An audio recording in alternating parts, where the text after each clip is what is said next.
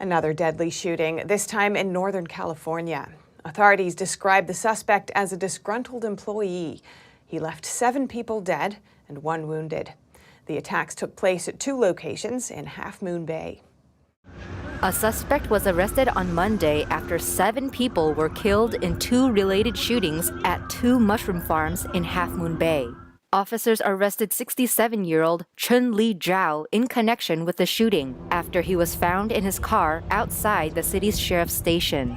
San Mateo County Sheriff Christina Corpus said Tuesday that Zhao is a resident of Half Moon Bay and was an employee at Mountain Mushroom Farm. The semi-automatic handgun was legally purchased and owned.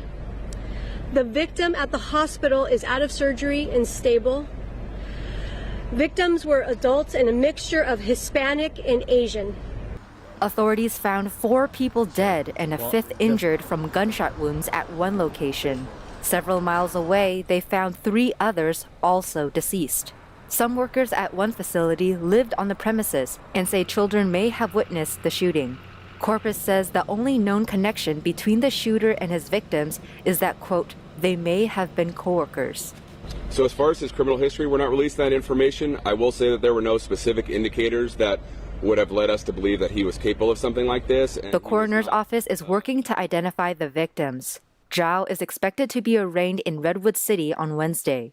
The shooting was the nation's 6th mass shooting this year and followed the killing of 11 people late Saturday at a ballroom dance hall in Southern California. And today, White House Press Secretary Karine Jean-Pierre said last night Senators Dianne Feinstein, along with Senators Chris Murphy, Richard Blumenthal, and others, reintroduced a federal ban on so-called assault weapons and ammunition magazines that hold more than 10 rounds. They also proposed legislation to raise the minimum age for purchasing certain semi-automatic firearms to 21. The President and the First Lady are thinking of those killed and injured in these latest shootings across America, but more importantly, he's urging both chambers of Congress to act quickly and deliver this assault weapons ban to his desk and take additional action to keep American communities, schools, workplace, and homes safe. Earlier today, I spoke with former FBI Special Agent and Hostage Rescue Team operator Greg Shaffer for his perspective on the latest surge in shootings and what could be done to stop future shootings. Greg Shaffer, welcome to our show. Thanks for coming on. Thanks for having me. Now, there have been more than 1,000 gun-related deaths in the U.S. so far this year. That's an increase on recent years' figures for January. What do you think is behind this trend? Well, Steph, I had the answer to that. I'd be a very rich man. It's multifaceted. This is a multifaceted problem with multifaceted solutions. We have to look at everything from the divisiveness that we have in the country right now, whether it's left and right politically, whether it's black or white, whether it's Asians or whatever the case is. We have a divisive nature right now in our country. We also have DAs who are releasing violent offenders back on the streets. That gives the violent offenders an empowerment that I don't think they've ever seen before. We have accessibility to weapons like we never had before. There are more weapons in the United States now than there ever has been. It's a multitude of reasons why there are so many incidents right now, but I think the major reason is just that we're out of the pandemic. People are frustrated with what's happened with our government, with our nation, with the world, and they're angry at themselves and at everybody else. And that, we have evil in this world, and it's just bubbling up to the surface this time. As you mentioned, gun-related violence is a hotly debated topic, and many people have a lot of strong opinions about what's causing it. But based on your expertise, is there anything that's being left out of the conversation? I think a couple things. One is the mental institutions that we no longer have open. I think a lot of these individuals do have mental problems that need to be addressed, and with the lack of mental institutions and facilities out there, that these people are now roaming the streets. We tend to medicate them now versus put them in hospitals where they can be treated better and kept away from society. I do think that everything from violent video games and violent movies, I think they have a role in it. We have young people who are desensitized to violence. I mean, I'm a prior military member. In boot camp, they used to show us violent war films so that we would be desensitized to the horrors of war when we're on the battlefield. Well, again, videos and movies do the same thing to our young people. It's desensitizing them to violence. We have less people going to church. We have no more mothers staying home. Everything's so expensive in the world today. We don't have any parents staying home raising kids. They're all latchkey kids, so they don't have that person at home teaching them right and wrong. So again, it's a whole host of what I think are problems in our society that need to be fixed in order to reduce this kind of violence. And the suspects in a couple of the recent California shootings are two Asian men in their 60s or 70s. Some commentators have pointed to the extra stress on the Asian community since the pandemics as potential factors. What's your take? Well, that's a good question, Steph. The FBI Behavioral Science Unit in Quantico, Virginia, they're beating their heads against a wall because there is no profile for these active shooters. We have seen also an increase in younger shooters over the last 4 or 5 years as well. So there's no profile. They're not white, they're not black, they're not Asian, they're not young, they're old, they're across the spectrum. So if we were able to identify a profile, that may help law enforcement get in front of this and identify the violent offender before it happens. But the last two shootings being Asians, that's coincidental. There is no profile for who does these kind of acts of violence. And lastly, President Biden is calling for a ban on semi-automatic firearms, or what some call assault weapons. And this level of violence obviously can't continue. In your opinion, what's the best way to reduce or eliminate gun-related deaths? Hotly debated topic, Steph.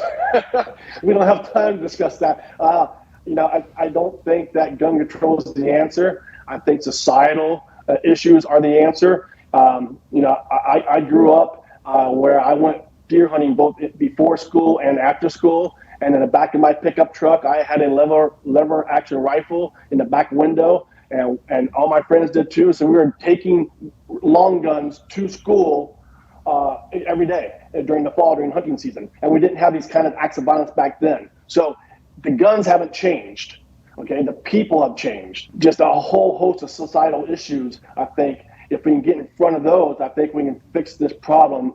I just don't think that gun control is the answer. Look at the city of Chicago, the most violent city in our nation right now, again, with some of the most strictest gun controls in the nation. So personally, I just don't think that's the answer. I think there are answers out there, but they're more societal. All right, thank you so much, Greg Shaffer, former FBI special agent and hostage rescue team operator. Really appreciate your time. Thank you. The family and attorneys of Tyre Nichols, a man who died after a traffic stop, viewed video footage yesterday. They described what they saw as non-stop beating. NTD's Arlene Richards has that story. It was an unadulterated, unabashed, non-stop beating of this young boy for 3 minutes. He was a human piñata for those police officers. Attorneys and the family of Tyre Nichols, a black man who died after a traffic stop in Memphis, Tennessee, reacted on Monday after viewing video footage of the stop. Nichols was pulled over by Memphis police officers on January 7 for suspected reckless driving. He was taken by ambulance to a hospital from the scene, where he died 3 days later. Police reported they had 2 separate confrontations with Nichols. There are 2 different encounters. The second encounter was the one where Mr. Nichols sustained the injuries. I think that people will be able to draw their own conclusions once we show the video. 5 officers, all of whom are black, were fired by the Memphis Police Department in connection with Nichols' death. The officers could not be reached for comment. They reported Nichols fled from the scene. Nichols' stepfather said this after seeing the video. What I saw in the video today was horrific. No father, mother should have to witness what I saw today. The Shelby County District Attorney said they expect to release the video either this week or sometime next week, when it won't impact the investigation. He expects charges to be announced later this week. Arlene Richards, NTD News. And turning now to the classified documents saga, which continues. Today, former Vice President Mike Pence said he too found classified documents at his home. NTD's Iris Tao has more. More classified documents are found, this time at former Vice President Mike Pence's home. According to Pence's team, on January 16th, his lawyers found a small number of documents with classified markings at Pence's Indiana home. They notified the National Archives 2 days later and formally informed the Congress on Tuesday, January 24th. The documents have now been turned over to the FBI. All this despite Pence's previous remarks. Our staff reviewed all of the materials in our office and in our residence to ensure that there were no classified materials that left the White House or remained in our possession. The discovery came when Pence's team searched his home after learning the classified documents were found at Biden's home. The White House on Tuesday refrained from commenting on Pence's case. Look, I'm not going to comment on any ongoing criminal investigation or any investigation. Meanwhile, some lawmakers on the Hill are questioning if it shows a larger issue with classified documents in general. Let's find out how that happened. You got Trump, you got Pence, you got Biden. Maybe we're overclassifying things. That may be part of the problem. But count me in for getting this fixed. And House Oversight Chair James Comer, the Republican who's leading a probe into Biden's handling of documents, says Pence has agreed to fully cooperate with congressional oversight. Comer did take the chance to criticize Biden, though, adding on Tuesday that Pence's transparency stands in stark contrast to Biden White House staff who continues to withhold information from Congress. This amid already intense scrutiny over Biden's handling of classified papers. Biden, meeting with Democratic lawmakers on Tuesday, did not take reporters' questions. And the White House continues to deflect any questions about Biden's documents. Has the president invited the Justice Department to search his Rehoboth Beach house? Again, I would refer you to the White House counsel's office. Just don't have anything to share. The Justice Department wouldn't say on Tuesday if it would appoint a special counsel to investigate documents at Pence's home. Now, both the current and former president are under DOJ investigations. Reporting from the White House, Iris Tao, NTD News. A debt ceiling showdown unfolding in D.C. President Biden meeting with congressional leaders today about how to get enough support on Capitol Hill to again raise the $31 trillion debt limit. NTD's Melina Wisecup has more from Capitol Hill.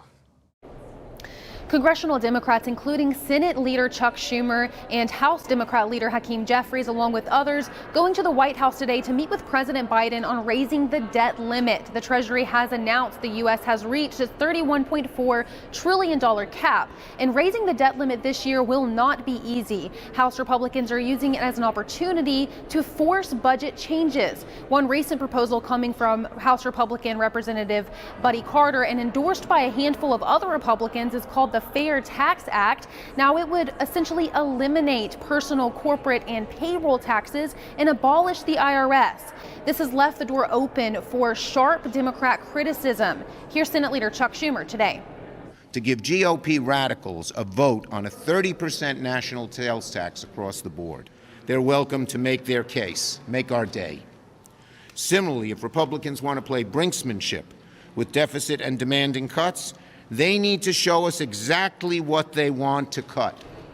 And Speaker McCarthy has said that House Republicans will look at every area of spending to look at where they can reduce or cut what they call wasteful spending.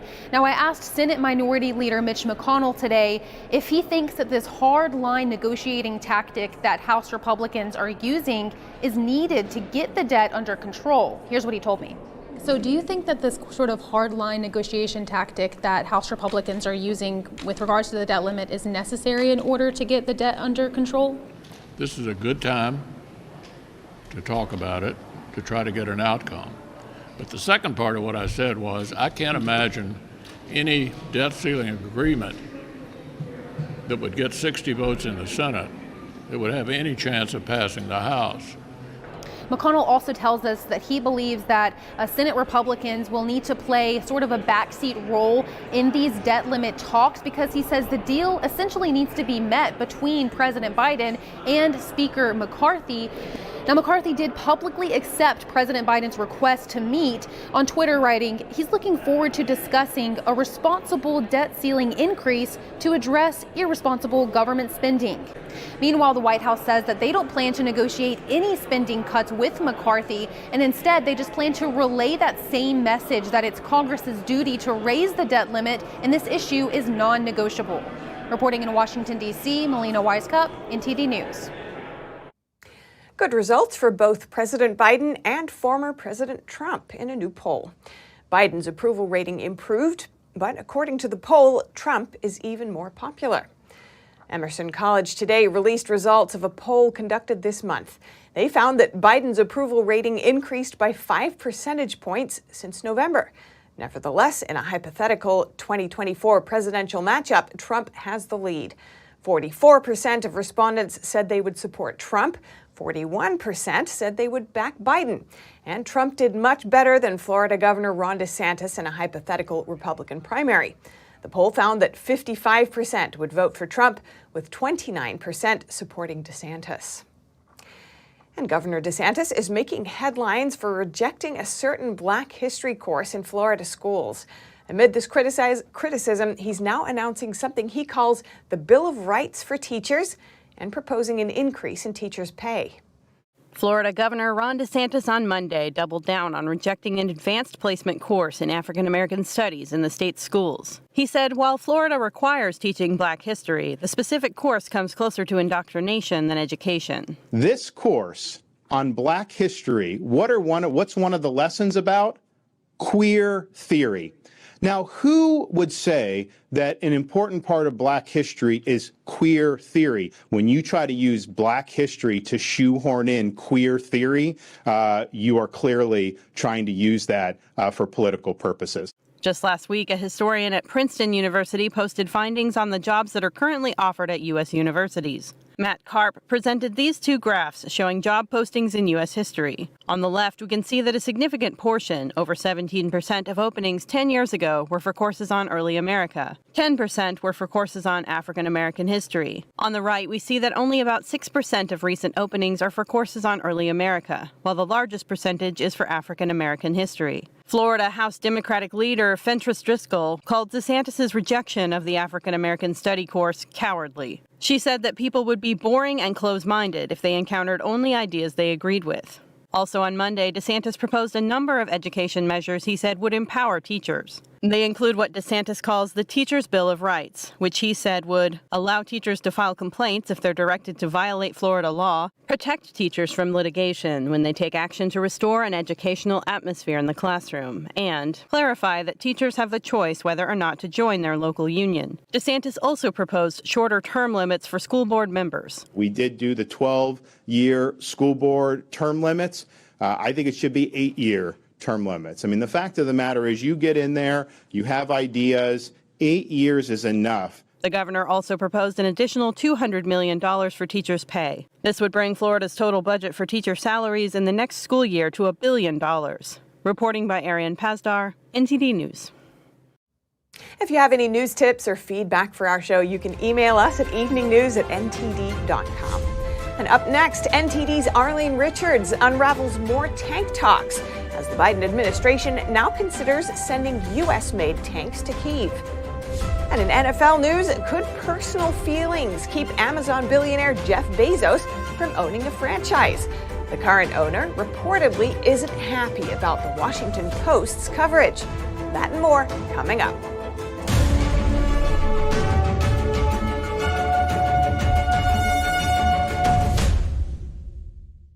Shen Yun Creations, the streaming platform from Shen Yun, featuring world-class dance, past programs, and all original music.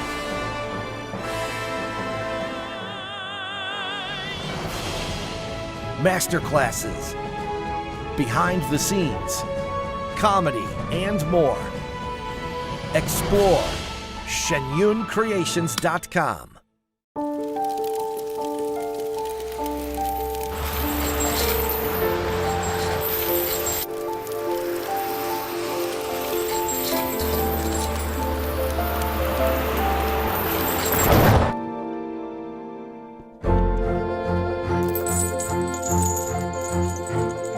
you know dragging chains can spark a wildfire?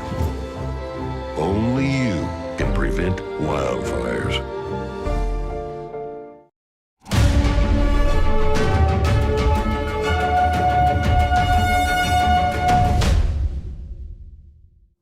Some sources indicate that the Biden administration could send U.S.-made tanks to Ukraine. And it's looking like Germany might send its Leopard 2 tanks. NTD's Arlene Richards reports. The Biden administration is planning to send its U.S.-made M1 Abrams tanks to Ukraine, according to CNN. Western defense leaders met in Germany on Friday, but the U.S. and its allies failed to convince German officials to send their Leopard 2 tanks. But now, Reuters reports German Chancellor Olaf Scholz has decided to send the tanks and allow other countries, such as Poland, to do so as well. Last week, the German defense minister indicated that he would send the Leopard 2 tanks if the U.S. sent its M1 tanks. U.S. officials said last week the M1 tanks are costly and require a significant amount of training to operate. At a press conference on Tuesday, the Pentagon responded to a question about the usefulness of the U.S. tanks. Again, I have nothing to announce today in terms of the M1s.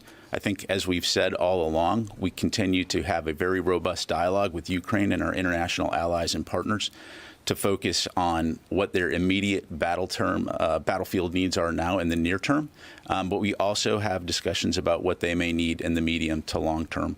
The White House also didn't have an announcement today. So I'm going to say we're in constant communications with Ukraine and other allies and partners as it relates to what Ukraine needs in the battlefield. But I don't have anything to preview here, any announcements to make at this time of any new types of security assistance to preview for you today. In other Ukraine news, several senior Ukrainian officials lost their jobs Tuesday in a government shakeup to root out corruption. Some resigned and some were fired. It comes as Western allies are spending billions of dollars to help Kyiv fight against Moscow. Democratic and Republican U.S. lawmakers praised Ukraine for taking swift action against corruption. Arlene Richards, NTD News. Now over to sports news. Here's NTD's Dave Martin with today's top stories. Thank you, Steph. Former world champion sprinter Usain Bolt has reportedly been defrauded of more than $12 million by a private investment firm in Jamaica. Jamaican Finance Minister Nigel Clark said that Bolt wasn't the only one affected and that clients of the firm received false statements regarding their balances. The Jamaican government has enlisted the help of the FBI. Bolt's attorneys say his account shows just $12,000 left and has given the firm until Friday to return the money before going to court. The 36-year-old Bolt achieved national fame when he burst on the scene at the 2008 Olympics, winning both the 100 and 200-meter dashes while setting world records in both events. The 6'5" star was the first ever to win both races at 3 straight Olympic Games. And in the NFL, billionaire Jeff Bezos may be in line to buy the Washington Commanders, but only if he sells the Washington Post, according to an article in the New York Post. Now, Bezos hasn't commented publicly about whether he's interested in purchasing the Commanders, though he reportedly was in talks with Jay-Z 2 months ago to team up for the massive buy. Now, according to Front Office Sports, he didn't submit a bid ahead of last month's deadline, but the Post is also reporting that none of the initial bids reached the $7 billion threshold that Snyder is seeking, leaving the door open for another bidder. Yet reportedly Snyder wouldn't want to sell to Bezos, whose net worth is north of $120 billion, because of the Washington Post's coverage of the team's alleged toxic work environment. But the New York Post cites a pair of sources that think the paper could be up for sale, though a spokesperson for Bezos denied the claim. And for your sports viewing schedule tonight, the NBA has 7 games planned, including the West-leading Denver Nuggets and reigning MVP Nikola Jokic playing at the New Orleans Pelicans. And finally, for you hockey fans, the NHL has 11 games on tap, and that includes the Stanley Cup champion Colorado Avalanche, winners of 5 straight games, hosting Alex Ovechkin and the Washington Capitals. And that's all for your sports news today. Back to you, Steph. Thanks, Dave. And that's all for today's news.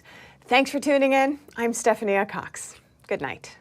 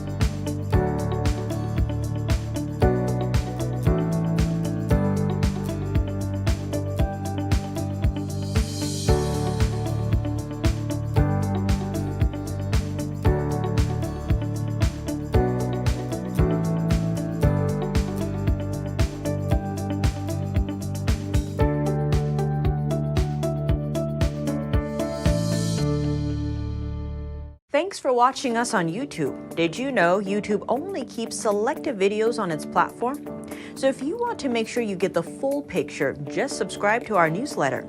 Go to newsletter.ntd.com and sign up. It's free.